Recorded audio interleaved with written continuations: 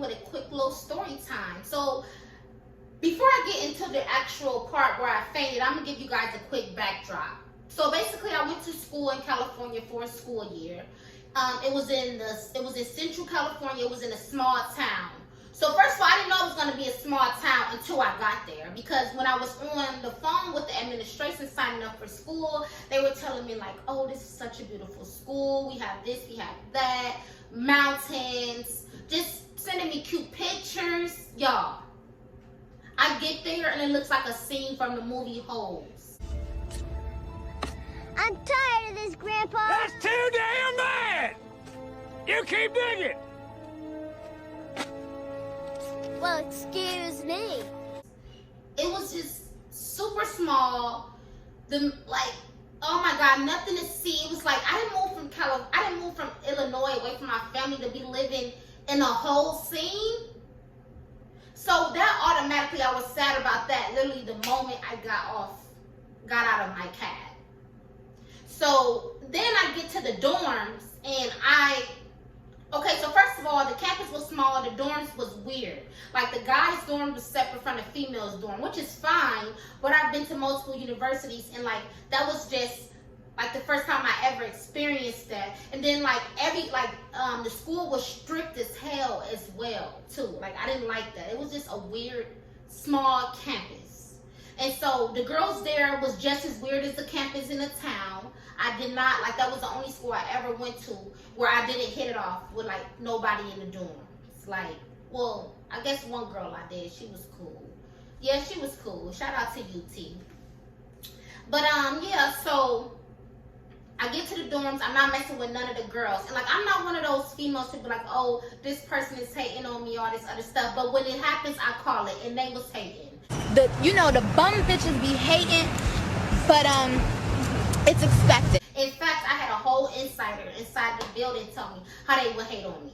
And what makes it crazy is people think they hate on you until you can actually give them something to hate on you about. So like,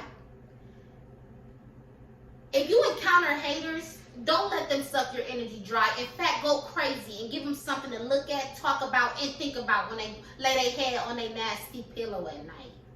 Anyways, so I'm upset about this. I'm upset about where I'm at. I'm upset about the dorms. So I finally end up running into some black girls that I actually had things in common with, and like we had hit it off. So they ended up like eventually ended up inviting me to a party, which was great because I was just sad and I just needed something. I needed something to like lighten me up. So the guys that were throwing a party a lot of them were football players, and they were Samoans, and they were from Hawaii. And one thing I must say about them is like everything that I've ever went to that they hosted, it was always cool. Like they knew how to party, they knew how to host. So shout out to all of you guys for the ones that's gonna be watching this. But yeah, so the party went great. It was nothing bad that I have to say about the party. Like, the party went great. Like, in fact, I didn't faint until, like, the end of the night. It's like the end of the night, you know? So, basically, this isn't the first time I've ever fainted before. In fact, I've fainted 3 times total in my life. And so, I'm pretty sure most of you guys have never fainted before, which is great news. I don't want to wish that upon anyone. However, when you are about to faint, it's as if you noticing that something is happening to you, like your body tries to go into a fight or flight moment, but it happens so quickly that you don't get the chance. So basically, what I remember is, because let me tell you guys something, like whenever bad things or traumatizing things happen to me in my life, like I tend to literally forget it and erase it out of my brain. Like I erase bad memories for new memories. Don't let that go over y'all head. Don't be out here holding on to things that's bad for you. Let that shit go and make room for new, happy, and peaceful memories. That's what it's all about. Anyway, so it may be little parts of this story that I don't remember because I filled it up with new, happy space. Anyway, so I remember us, from what I can remember, I remember us about to leave, or at least I was about to leave. But I think the girls that I was with was about to leave too. So I'm literally right there at the door, right? So I feel myself starting to get lightheaded. Then I feel myself starting to like get weak. And like, I'm just noticing, like, bro, it's about to happen again. Like, it's about to happen again. But it happened so quickly that I couldn't, like, tell anybody that it was about to happen. So instead of me trying to, trying to tell somebody, I was just like, bro, I just don't want this to happen in front of nobody. So, like, I'm by the door. So I reach for the doorknob. And one of my feet is damn near out of the door. Because in my mind, I'd rather faint on the porch than to faint in a party full of people. Like, I don't want them to think that I'm cross-faded or can't handle my shit when it's genuinely, like, something that's caused it, you know? And so, I'm literally damn near 1 foot out the door, hand on a knob, and I collapse. And I just remember waking up, bro, and, like, it was just people, like, all in my face, like, people with towels, like, people trying to talk to me, and I'm just, like, out of it. And so, they didn't call the hospital, they didn't call the ambulance, which is great, because we're at a party, like, it's illegal things that's going on there, like underage people drinking. Like, nobody wants to call the cops to a college party, and I didn't want them to anyway. So I ended up just leaving, right? So the next morning, like, one of the girls that I had got cool with had told me she has seen me on somebody's Snapchat, or somebody told her that they had seen me on somebody else's Snapchat. So instantly I see red, because one thing about Aaliyah Jones is I do not play. I don't tolerate disrespect, and I don't go for none. Okay? Gator don't play no shit. You feel me? Gator never been about that. Never been about playing no shit.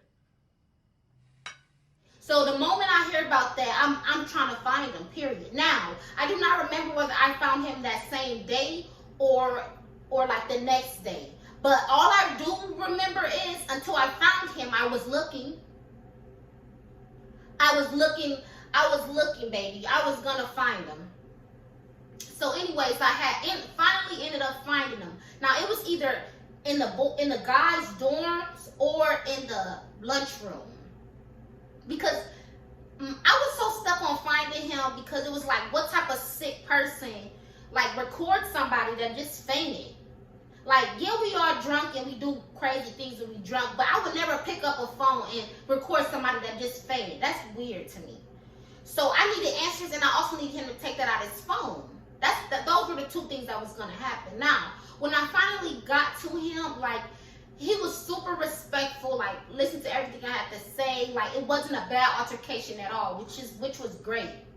But he basically was saying how, like, it was a misunderstanding, like, he took it down, like, he didn't mean anything by it, and I didn't have time to be going back and forth. Like, as long as you already took it down before I even talked to you, we good, we straight.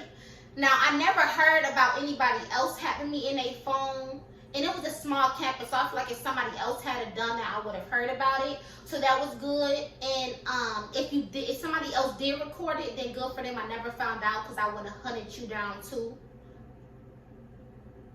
like a thief hunting down a lick for the night. Anyways, like I said, I want to keep this short and simple and sweet, just like me, excluding the simple part. I'm well detailed. Thank y'all for coming to watch my YouTube channel, and stay tuned for the next video. Oh, also make sure to subscribe. Please subscribe to my channel if you enjoyed what you heard today.